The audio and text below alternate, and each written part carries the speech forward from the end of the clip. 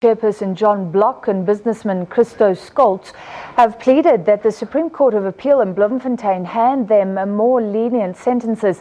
They appealed on the basis that the presiding officer was biased and the court didn't apply the rule of evidence.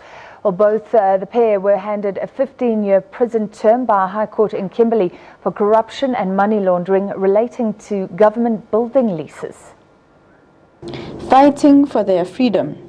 ANC heavyweight John Block was found guilty of receiving kickbacks in a multi-million rand property deal with the Trifecta Group owned by businessman Christo Scholtz.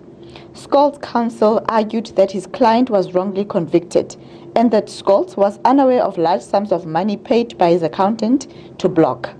Block received kickbacks between 2006 and 2010 from Trifecta Holdings.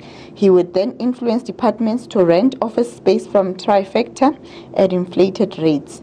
The High Court had found tenders were not advertised. However, Scholtz's lawyer rejected the findings. Instead, he submitted that a tender was advertised, but there were no bids. He had no knowledge before the money was given to Mrs. Botha. He only obtained knowledge ex post facto when he saw a letter from the ANC referring to a donation of 15,000 rand. The court found him guilty on money laundering based on those facts.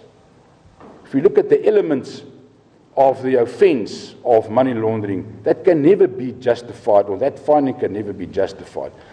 There was no case for Mr. Block to answer. In fact, there was a constitutional obligation on the court, I quote, to discharge him.